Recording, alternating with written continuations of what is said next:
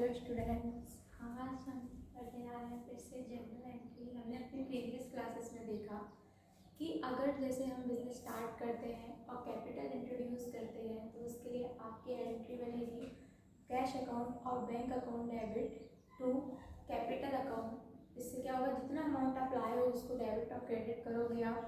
फिर हमने देखा कि अगर हम असेट परचेज करते हैं, हमने फर्नीचर परचेज की तो furniture account debit to cash और बैंक अकाउंट डेबिट, कैश और बैंक अकाउंट करोगे टू कैश और बैंक अकाउंट, उसको क्रेडिट कर दोगे।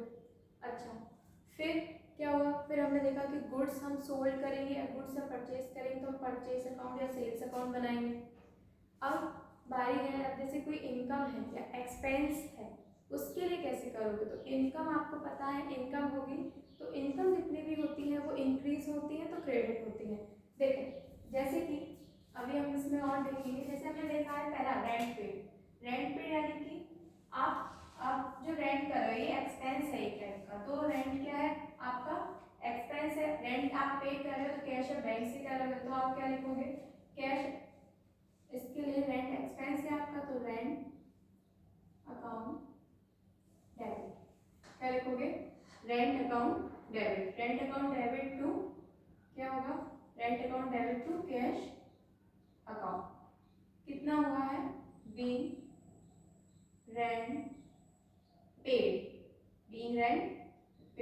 रेंट अकाउंट कितना डेबिट हुआ है आपका 4000 से डेबिट हुआ, क्योंकि हमने 4000 क्या किया है, 4000 इसमें रेंट हमने पे किया है। और क्रेडिट क्योंकि हमारा कैश अकाउंट क्या है, कितने से डिक्रीज हो रहा है 4000 से। ऐसे ही जब जैसे हमारा इंटरेस्ट है, हमने कोई इन्वेस्टमेंट की थी उस पर हमको इंटरेस्ट मिल रहा है, तो जब हमको इंटरेस्ट रिसीव होगा ना तो इसके लिए एंट्री क्या होगी, जब इंटरेस्ट हमारा इनकम होगा, एक तरीके से हमारी आय है, ठीक है हमारी इनकम है, तो जब इंटरेस्ट आपको रिसीव होगा तो आपका क्या होगा, इंटरेस्ट होगा तो कैश अकाउंट डेबिट या कैश या bank account debit to interest क्या हो गया, जब हमने जब हमने इंटरेस्ट रिसीव किया इनकम तो हम क्या करेंगे, तो हम लिखेंगे interest cash account debit to interest account be interest receive. मान लो अगर हमें इंटरेस्ट रिसीव का पेड कर रहे होते तो क्या होता, तो हम इंटरेस्ट अकाउंट ऊपर लिखते interest account debit to cash account. ऐसे ही अगर हमें रेंट रिसीव हो रहा होता तो हम क्या लिखते cash account debit to rent account. तो हम यहाँ पर क्या लिखेंगे, यहाँ पे तो हम इन्वेस्ट हमारे जो इंटरेस्ट है, इंटरेस्ट हमें रिसीव हुई जो हमारी इनकम है, तो कैश अकाउंट डेबिट क्योंकि हमें इंटरेस्ट मिल रहा है ना, तो हमें कैश मिल रहा है या बैंक अकाउंट में मिल रहा है, तो इसका क्या होगा 1500 हम डेबिट करेंगे।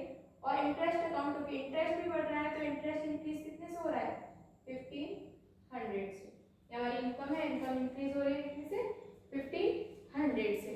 ऐसे ही और भी कई सारी एंट्रीज होती है, जैसे कि अगर मान लो गुड्स हम कुछ गुड्स क्या कहते हैं बनाते हैं या गुड्स को हम सेल करते हैं, हमने किसी किसी भी हमने कहीं ट्रेडर्स को हमने क्या कर दिया, उसको सैंपल की तरह दिया है।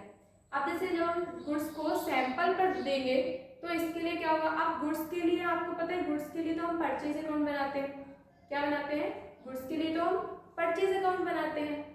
तो जब हम गुड्स को सैंपल के लिए देंगे, किसके लिए देंगे, गुड्स को सैंपल के लिए देंगे, तो उसके लिए एंट्री क्या बनेगी, जब हम गुड्स को देंगे तो जब हम गुड्स सैंपल के लिए देंगे तो हम बनाएंगे क्या एडवर्टाइजमेंट अकाउंट, या फिर हम उसको बोलेंगे फ्री सैंपल अकाउंट।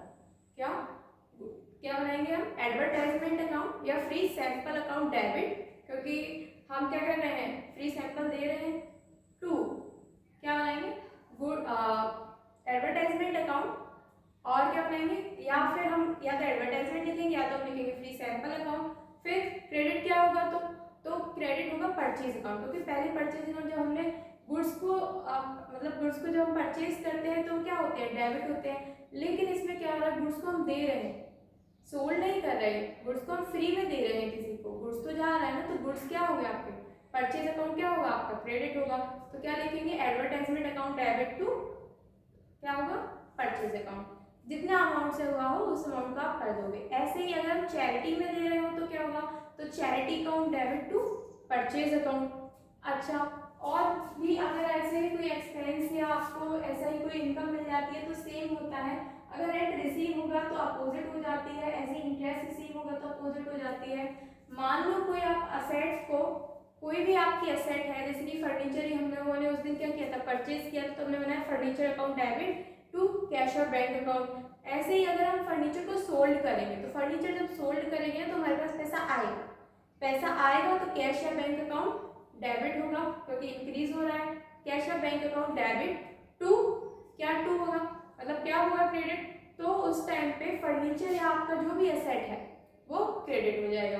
क्यों, क्योंकि फर्नीचर या एसेट जो है आपका वो डिक्रीज हो रहा है और कैश जो है वो इंक्रीज हो रहा है, इसलिए वो डेबिट होगा। और जैसे कि हम देखें, हमने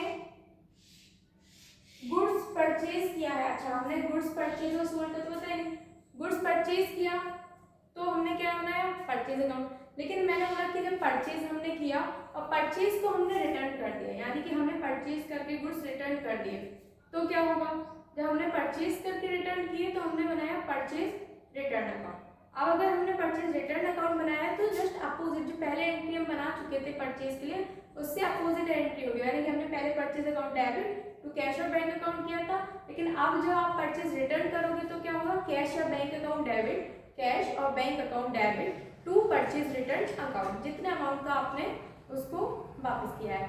ऐसे ही अगर क्या कहते हैं, हमने सेल्स हमारे पास रिटर्न आ गई है तो क्या होगा, तो हम उसके लिए क्या बनाएंगे, उसके लिए हम बनाएंगे sales return account debit to, क्या बनाएंगे हम, sales return account debit to cash और बैंक अकाउंट, क्योंकि कैश और बैंक अकाउंट फिर हमारा क्या होगा, हमें उनको पैसा देना पड़ेगा, इसलिए क्या होगा, कैश और बैंक अकाउंट क्रेडिट होगा।